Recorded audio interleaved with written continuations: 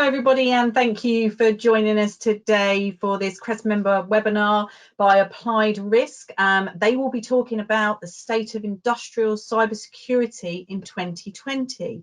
But just before I pass over to your presenters, which is Jalal Bouhdada and CREST Sandford, I just want to go through a few things about the question and answer session that you will get at the end of this presentation. So it is your chance to ask any questions that you want to of our two presenters today.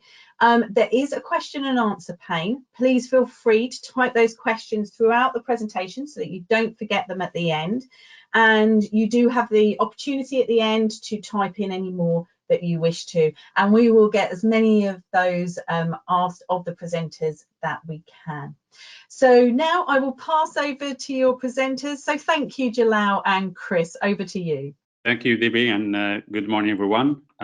Delighted to be in this platform, sharing with you some of the insights about our research in the area of industrial cybersecurity. So for today, we have an agenda that we'll cover. So we'll zoom into some of the trends and also some of the findings from the work that we have conducted in the field, some of the observations and recommendations, and we'll open the floor with some Q&A. So as you might know, Applied Risk is in the business of industrial cybersecurity. We are serving customers in various verticals in 4 regions. Our focus is mainly on operational technology, and therefore also our area of expertise also reflected in the research that we've done in these reports that we're sharing with you here. So with me here today, Chris Sanford, which is Director of our Operational Technology Services. Chris, do you want to introduce yourself, please? Thank you, Jalal. Yes, I'm based out of the Middle East in the UAE. I'm responsible for this region, Middle East and Africa. I've been working in OT cybersecurity for about 20 years. I've worked with customers such as Shell, Southern Company in the US, and a lot of government agencies in this region, as well as big oil and gas companies in this region, such as Saudi Aramco, ADNOC. And now helping engage with our customers in this region and ensuring that we deliver successful projects.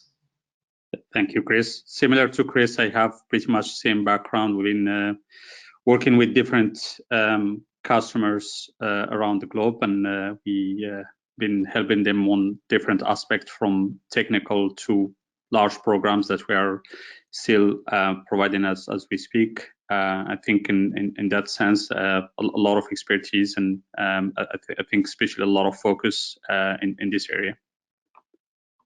So just to give you a little bit of background and also invite you to have a look at the report that has been released back in November of last year. The report really covers some of observations and trends that we have captured from the work that we've done in the field. So it's covering technical and non-technical activities, but also focusing on strategy, implementation, and mainly remediation activities. So especially in light of the COVID-19, so there are plenty of lessons learned that will help you as an organization to understand your risk profile, especially on the OT side. There is also work that has been, especially on the technical part as well, on the CREST side. So penetration testing, vulnerability assessment, and incident response were also captured as part of this work. We have also engaged with some SMEs, providing their inputs for this report. So again, I would like to invite you to visit our website on the link below, and hopefully you will find it very useful and you can benefit from it in many ways. So we are in very interesting times. Perhaps if I will take you back 10 years ago, when we just started with Applied Risk, and when we started talking about incidents and threats to the industrial cybersecurity. At the time, a lot of facilities were kind of isolated or what we call air-gapped. By the way, I don't believe in air gap from my perspective, but that's the general feeling that a lot of clients and organizations were having around the OT. So it's isolated. There will be no threats, no issues there. And even from basic things like vulnerability assessments were kind of risky things to do in this environment. So a lot of customers were not very open to understand the risk and security of their installations, because it was always built without security in mind, and especially for legacy environments, it was just not making sense to start zooming into the security of this environment.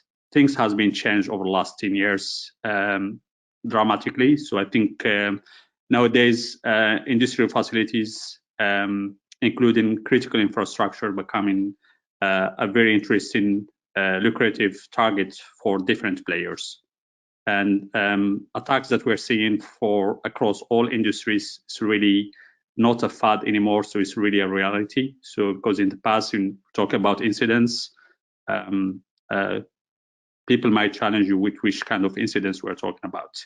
So we are seeing this across all industries, really attacks from ransomware campaigns to supply chain, to also some insiders or kind of nation states attacks related to geopolitical type of tensions in certain regions. So that's really the reality of this environment. On top of that, this area is becoming also very interesting to criminals that are also going after financial gain in this environment, so by means of ransomware. So this is really the main change and shift that we have seen here in this environment.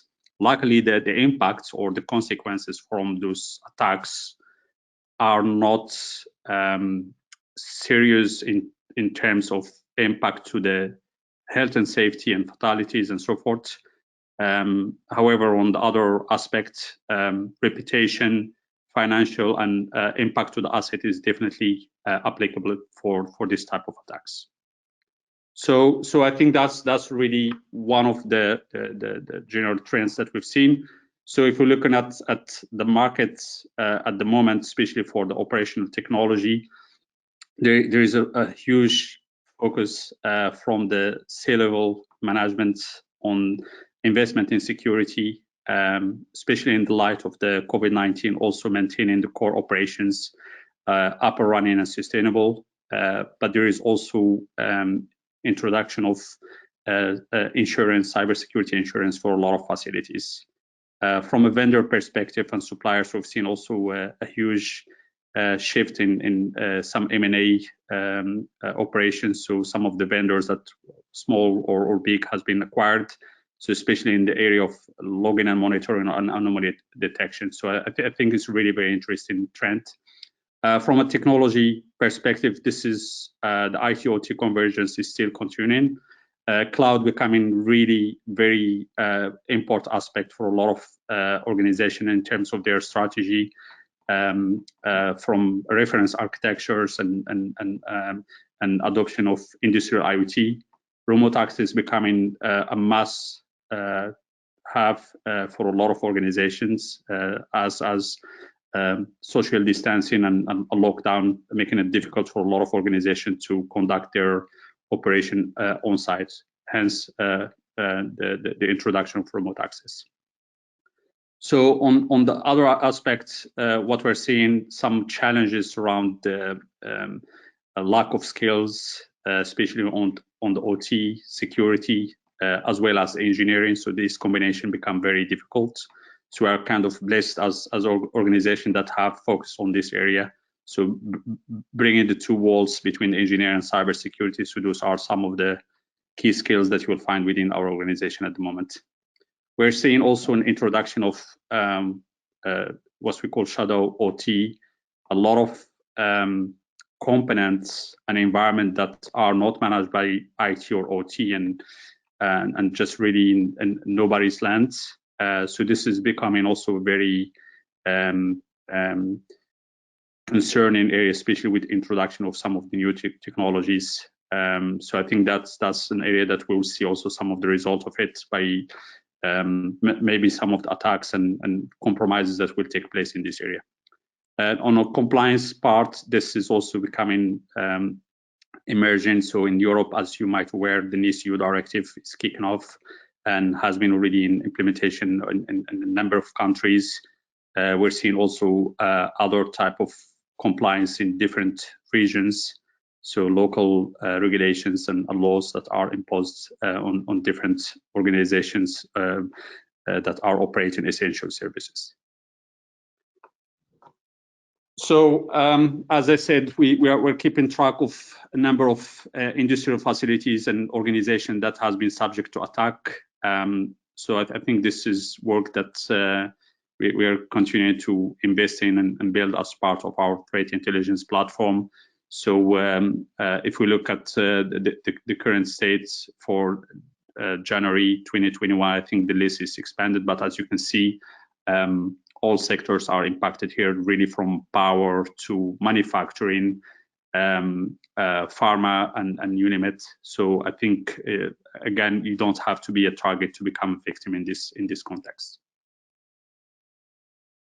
So we've seen also some of the other reports from other companies that are also sharing the same concerns, that the frequency of attacks against the OT has been increased up to 2000% on yearly basis. So I think we are definitely seeing this trend. So more attacks against a lot of facilities.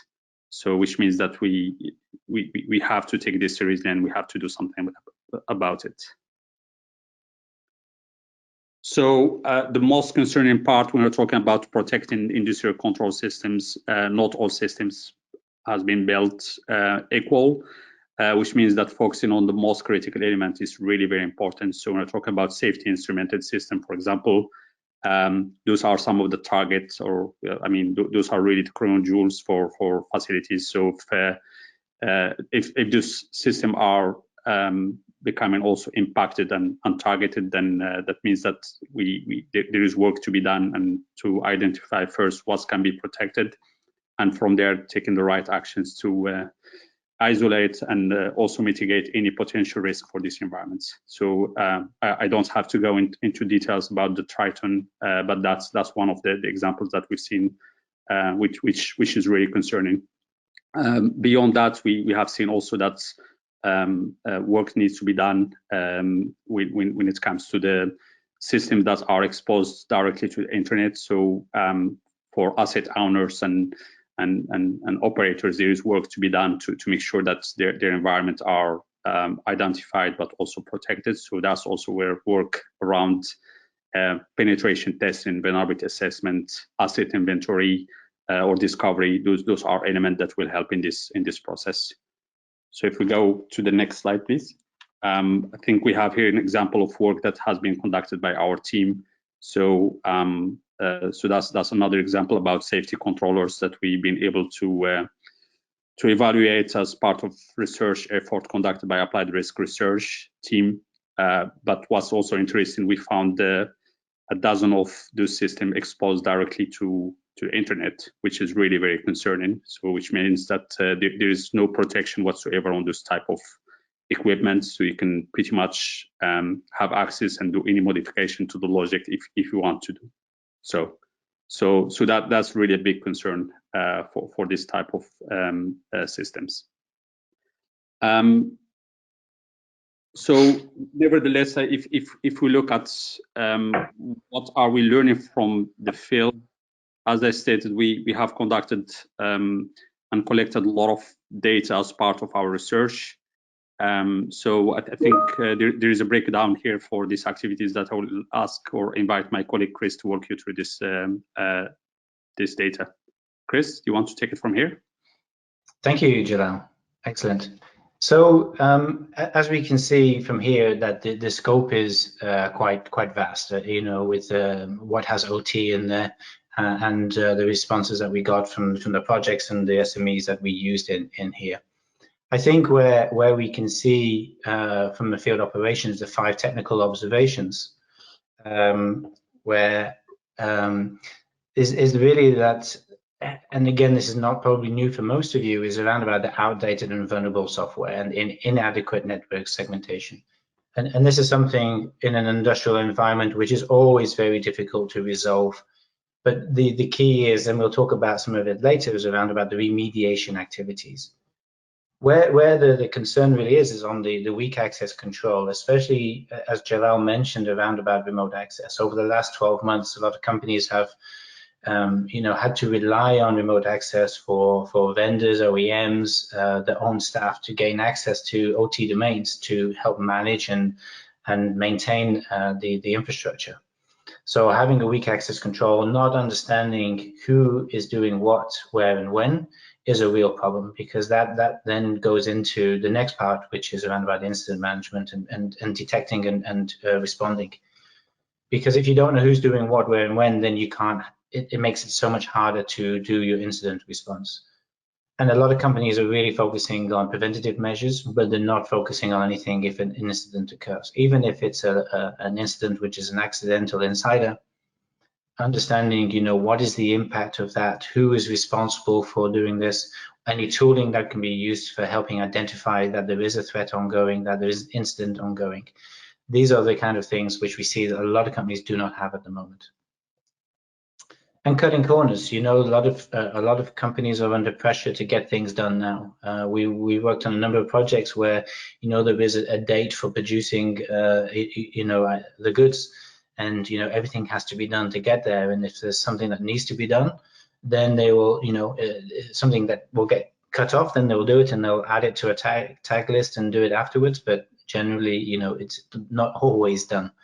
So there's a lot of issues, and that leads into, what are the 5 non-technical observations, which is around about governance. And by having a strong governance program, starting from the top and having it embedded within each layer of the organization, that it's not up to one person. We have seen in different organizations where one person is the true advocate for OT cybersecurity. They implement a lot of good work and then they leave or they move within the company, and then all that good work just kind of starts to sit on the shelf. Which leads also into the knowledge management is that if you rely on one person, if you have an SME who's been with the company for 20-25 years and knows everything about how each system is there, and one day they'll move or retire or anything else, then that knowledge disappears. And having a good knowledge management system, understanding the security framework is extremely important. And alongside that, and something I've been personally involved with for over 10 years now, is around about defining supplier requirements. So ensuring that the vendors that are being implemented into your infrastructure, into the OT infrastructure, do have good cybersecurity practices themselves. So ensuring that the systems are designed securely, but also that they have an ability to be easily patched, maintained, that they have system hardening guides and things like this.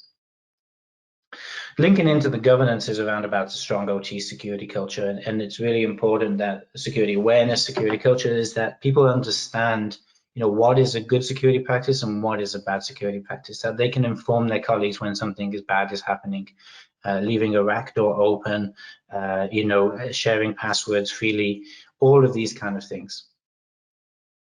One of the things that we've seen definitely a growth in at the moment is around about cybersecurity during an FAT and SAT. So building security early on into a project leads into point 3. If you can define your cybersecurity requirements very early on into a project, and as it gets built, and then as you can test it through an FAT, and then when it gets onto site doing a security site acceptance testing, you can then make sure that your systems are secure from the go, that the right processes for the operators, maintenance engineers are there, and that any the process for things like maintenance updates and stuff are completed. If you can do that early on, you save a significant amount of money, you reduce your risk posture, and you probably have a longer life of the asset. With the vulnerability analysis that we've done is, as you can see here, we've done a lot of penetration testing and other things. It is not about misconfigurations, and as I mentioned earlier, people are cutting corners. People may not be, as Jalal mentioned, people may not be trained properly, and there may not be policies and processes. So if things are misconfigured, then that makes it extremely difficult to secure, and it relies then on an assessment, a vulnerability assessment of some sort, to go out and understand where your vulnerabilities are. And saying all that, over the years, as we've looked at the severity levels by year, we see that the industry is slowly improving. A lot of the critical levels have actually dropped during our study, which is a good thing. There's still a lot of high and medium vulnerabilities, but it does show that action has been done. Now, what that generally means is that the quick wins have been worked on, and then it's just understanding whether the longer term strategic projects can be then fulfilled. And again, that will come through governance of making sure that it's not just about a tick in the box of saying, oh, we've had this assessment, we've done the first 10 things that can be done, and we forget about everything else. So it's about then continual assessment, continual auditing, continual penetration testing of the infrastructure. Next slide. And this is the reason why. So this slide and the following slide shows the reason why you need to keep on pushing with assessments and then the remediation activities. We can see on here that even from what's been done is that there's been a small reduction in certain areas. So if we look from an attacker point of view, using the network is still a very easy way of getting into a site. The complexity is low, no privileges are required, and the user interaction is no. That combination means that that site is vulnerable. And generally, it may not be one thing, but a combination of different things which will allow an attacker to be successful. And that shows in the next slide. Sorry, go Jalal. Just to add to this, and this is really very important point. So we still see that the network is really is still the main attack vector, and also the complexity of those systems is still very low. That means that also what we are seeing in a number of incidents, we are talking about sophistication and linked to the advanced persistent threat. I think that's really not the case for the majority of industrial control systems. So I mean, we use the term, if you see it, you own it. So that's really what's happening for this environment, because those our system does not have any security in mind, so it's really insecure by design. So which means that with just a little skills and knowledge of protocols and hacking tools, then you can cause a lot of damage here in this environment. Thank you. And linking directly into what Jalal's just said is around about the vulnerability metrics for impact. Obviously, within the OT domain, we're focusing on integrity and availability, and there's a high impact, based on what we see.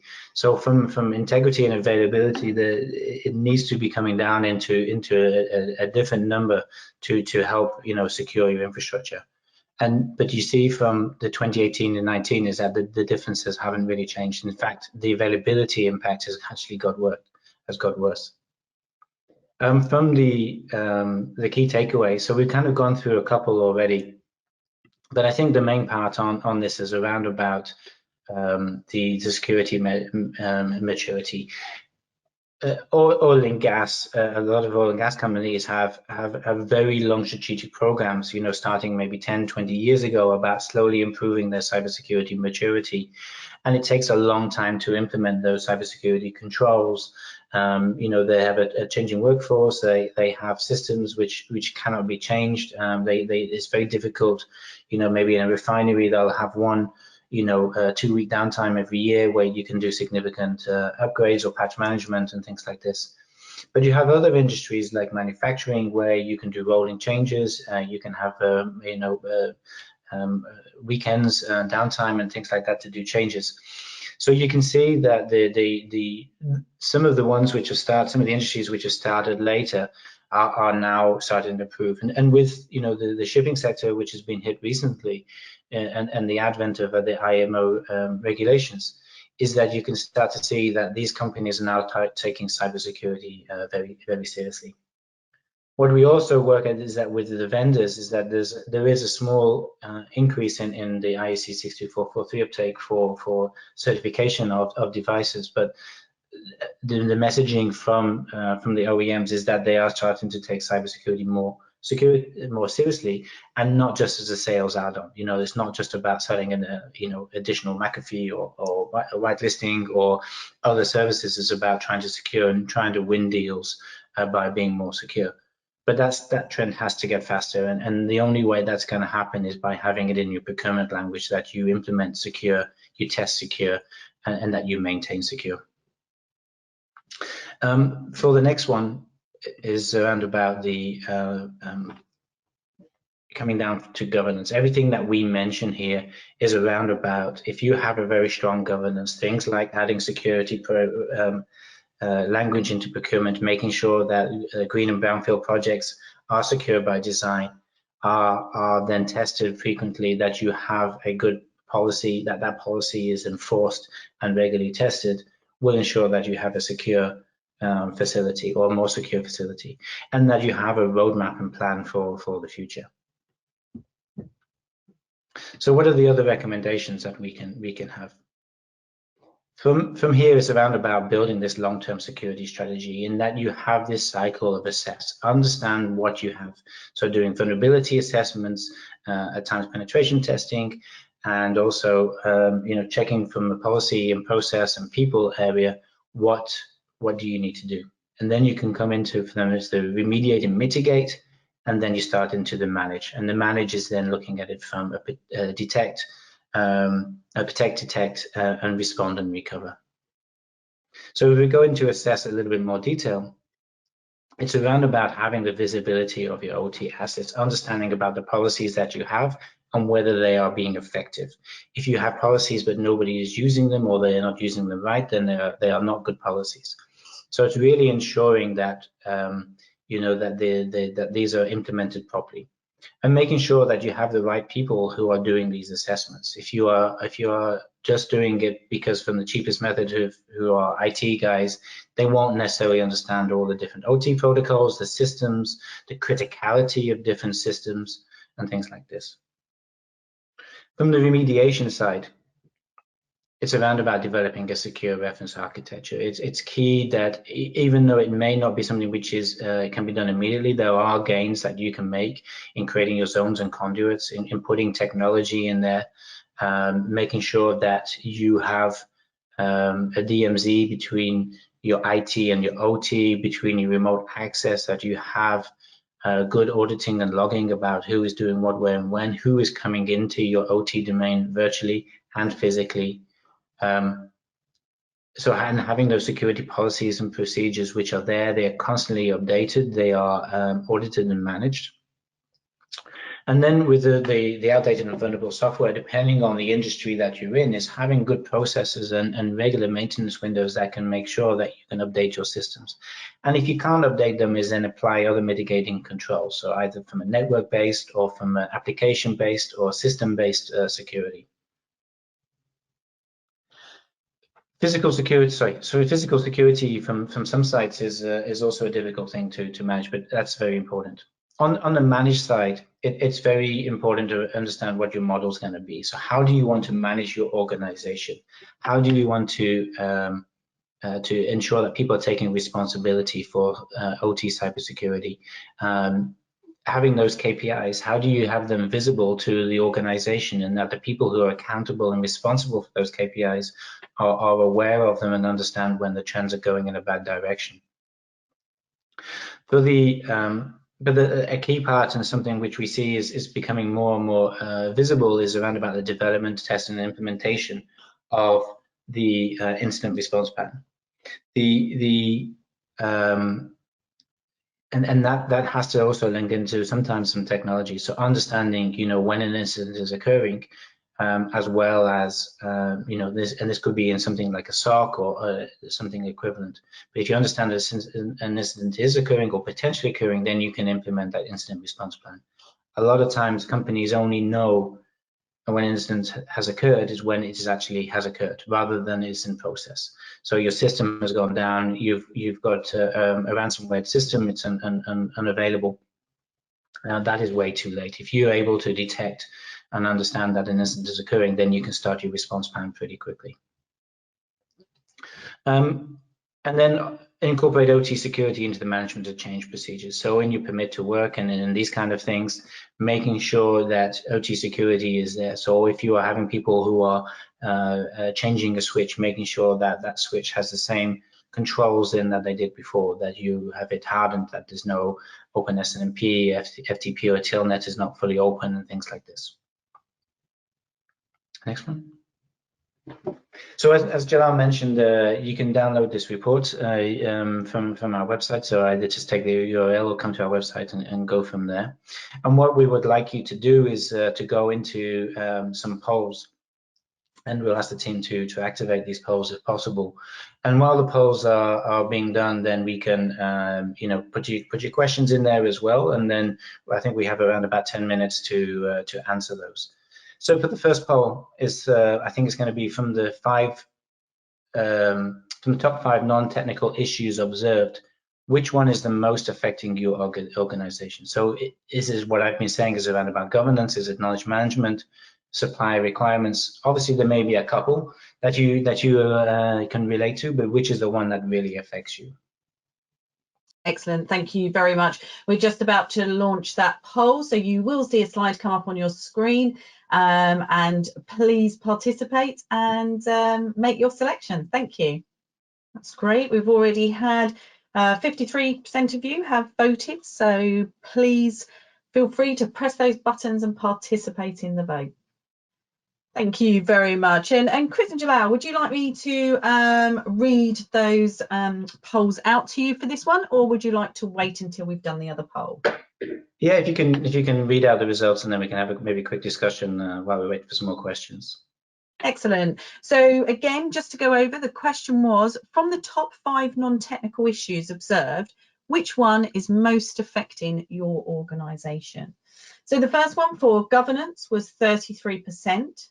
Knowledge management, 12%, poorly defined supplier requirements, 10%, a lack of strong OT security culture, 40%, and OT security during greenfield and brownfield projects, 5%. Thank you very much. These are great numbers, and I think it's good to see that, and bad to see, but the lack of strong OT security culture is something that we definitely see in the organization, and I think it links very heavily into governance. That if the governance isn't there, then the strong OT security culture is generally not there as well. And I think by making sure that your organization has a security awareness plan, making sure that your teams are fully aware around about, let's say from an operator or from an engineer or from management, what their responsibilities are, what are the type of incidents that occur to them, I think is extremely important. Jalal, anything to add? Yeah, no, same apply for the knowledge management. I think that's really a very important area of concern for a lot of organizations. So having people with the right skills and qualifications is a must to have. So that's go hands in hands with training and education. So I think that's an area that a lot of organizations are taking seriously and keeping investing in these capabilities. Thank you. For the second poll, from the top 5 technical issues, which is the most affecting your organization? So if you're able to bring the poll up, that would be great. Excellent. So I'll launch the poll now. Again, please feel free to vote. Okay, 70% of you have voted now, so please feel free to make sure you get your vote in before we close the poll. Okay, excellent. And thank you to everyone who participated in that poll. So just to go over the question again, from the top 5 technical issues observed, which one is most affecting your organisation? So outdated and vulnerable software, 30%. Inadequate network segmentation, 15%. Weak access control, 8%. Focused on protection rather than detecting and responding, 21%, and cutting corners, 26%. Yes, it's very interesting results. I mean, it's in line with the finding that we have from our report. But I guess from the patch management related to the outdated and vulnerable software, I think it's a challenge for a lot of organizations.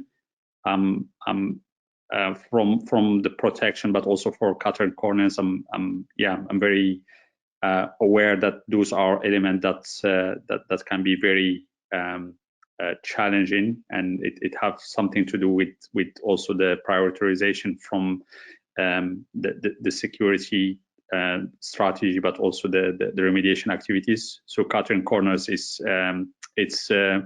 yes, it's really very interesting one. So to see that's coming with 26%, if I'm not mistaken. So yeah. So Chris, what do you think? No, I agree, and I think some of these again can be interlinked into having a proper strategy in a roundabout remediation and putting in a good plan. So even if you have outdated and vulnerable software, if you have good network segmentation, if you have good access control, if you are protecting, detecting and responding, then it's less of a criticality. But if you have all of these and you're cutting corners at the same time, then your risk exposure becomes extremely high. So it's making sure that you have a proper consolidated plan, you understand where the risks are, that you prioritize risks, and then developing a roadmap to go out and mitigate them in a good order.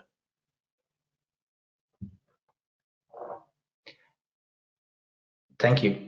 I'm not sure if we have any questions from the audience.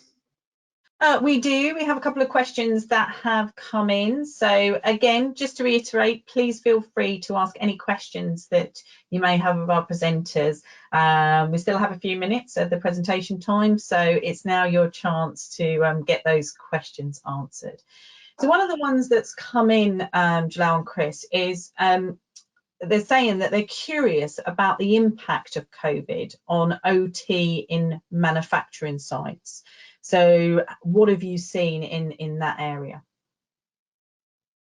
Yeah, I'll go first on this one, and I think one of the things I've seen is around about the availability of personnel, and whether that is staff personnel or whether that is vendors and things like that. So depending on where they are in the region, is obviously you have people who may be having to quarantine.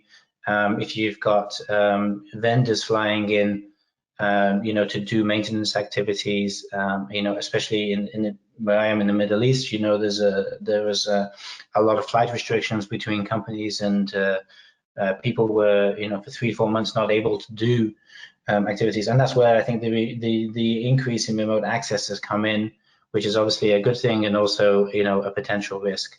I think a lot of manufacturing companies have handled it relatively well, depending on their maturity, but there's definitely, I think for me on there. And Jalal?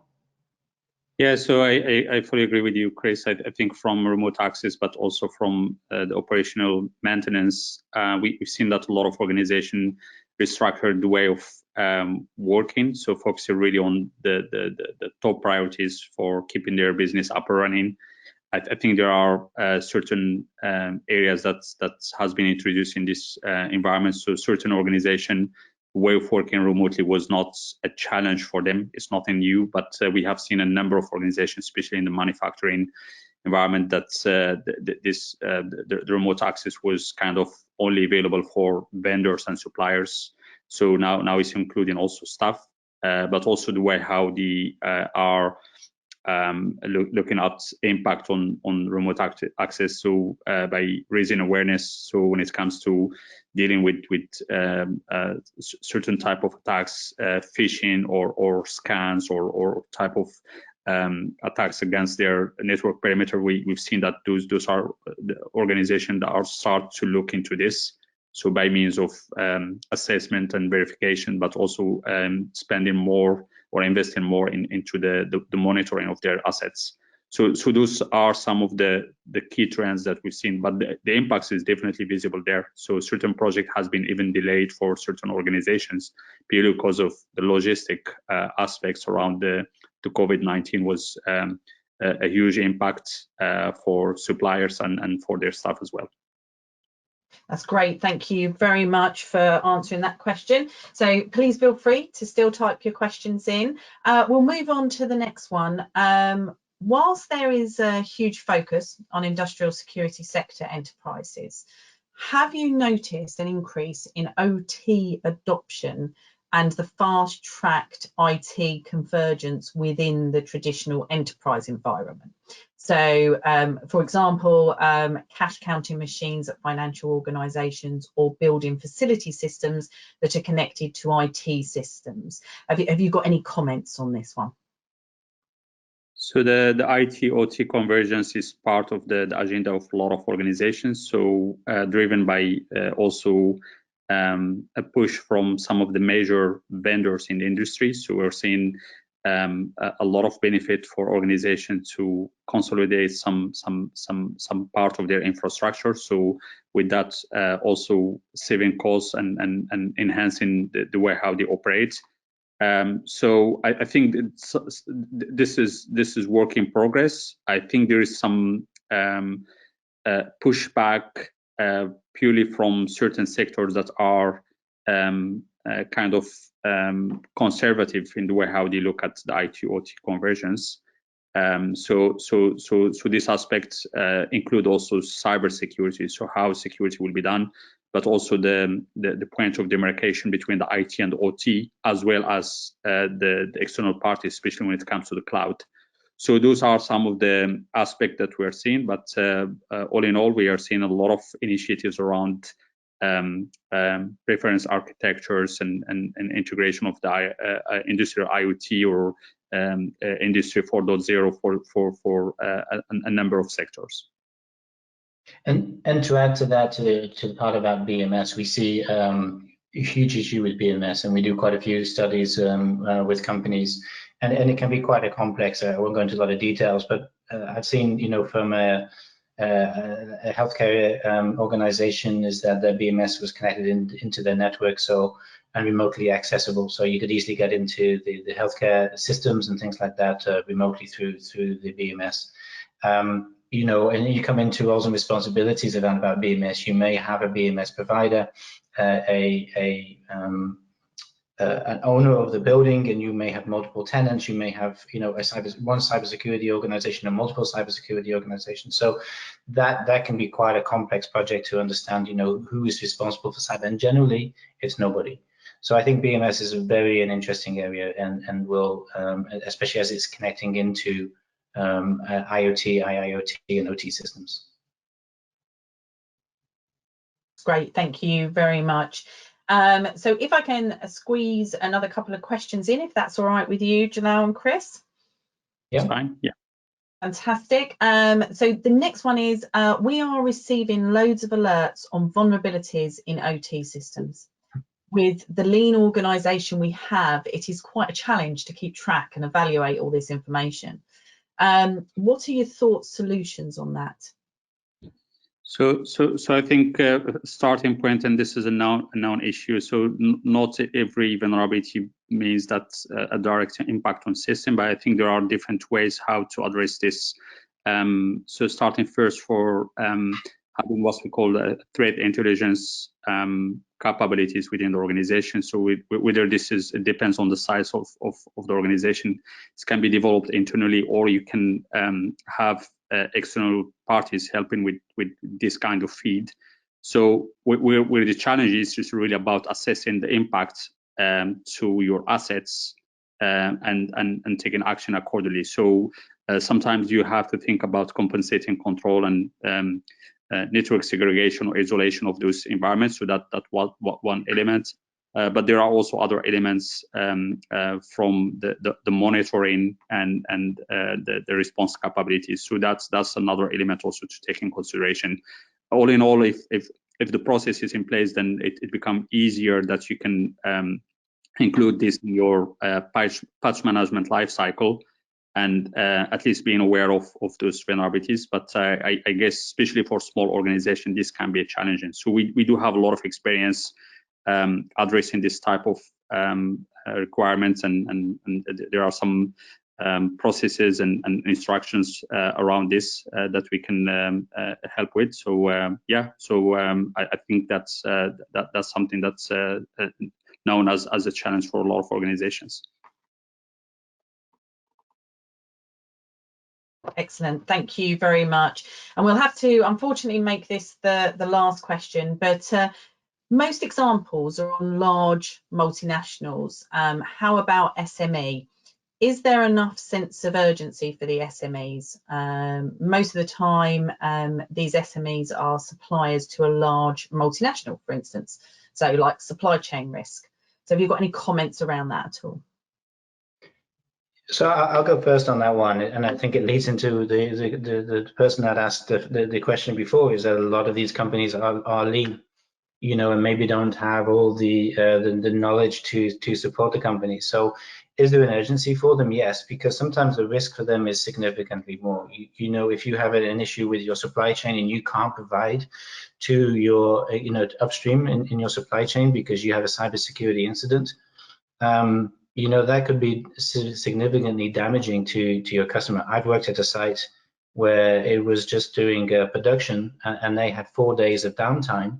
But because it's such a, you know, they're making plastic bottles, and because they had such a low margin, 4 days of downtime meant that their customer went somewhere else, and they lost effectively 3 months of business because they couldn't deliver on 4 days. So I think for SMEs, depending on the business and maturity of the site, I think it can be a huge risk, and I don't think it's always taken seriously.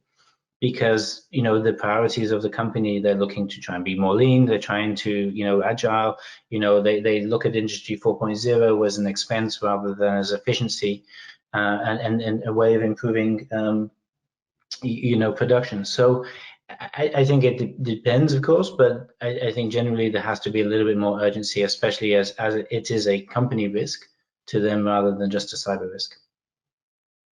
And maybe just to add to this, Chris, I think also the speed how the technology is progressing is really going beyond how security is catching up on this. On top of that, I think there is the element of awareness, especially at board levels. I think there's a lot of good work that has been done there, but I think especially on the OT part, a lot of challenges are not sometimes visible or communicated properly. So, and I think the way how certain organizations are addressing this kind of challenges still require a different way of thinking and doing things. And I think that those are things that we are learning also from some of the recent incidents that we're seeing at the moment. So especially for the SolarWinds hack, for example. So there is a huge shift for a lot of organizations about how they look at their cybersecurity activities and how they will need to protect their assets. So I think that there is definitely improvement, but I think there is still a lot of work to be done in this area. And to link into what you just said, I think SMEs are more liable to be done by accidental ransomware and those type of attacks, and what you say, SolarWinds, because they're not prepared, and they maybe not be fully aware. Somebody will do that click on the link, and then suddenly everything goes a bit pear-shaped. So I think there's definitely significant risks. Great, thank you very much, Jalal and Chris, there for answering all those questions. And thank you to our attendees for putting those questions in. Unfortunately, we have come to the end of the presentation. Just before we go, if I could ask our two presenters, we're getting a few requests in to say, would you be able to share the slides with them? Of course, yes, this is no problem. That's lovely. Thank you very much. And I think that some of you have been responded to. There will be a recording available after this webinar. So thank you again. And thank you so much to our two presenters today, because that was a really interesting presentation. And I know everybody has enjoyed that with the questions that have been coming in. So that's really great. So would you like to say a last couple of words, Jalal and Chris, before we go? Yeah, so from my side, I would like to thank you for the opportunity to share with you this insight, and wishing you a safe continuation and in this challenging times. So thank you very much again. Yeah, thank you very much to this, and if as always, if we can support you in any way, then let us know. Yeah, so please feel free, if you need to get hold of Jalal and Chris, you can come through to the marketing at crest-approved.org, and I'm sure we can put you in touch. So again, thank you to our presenters for that great presentation today, and I hope everybody has a good rest of the day wherever you are in the world. Take care. Thank you. Thank you.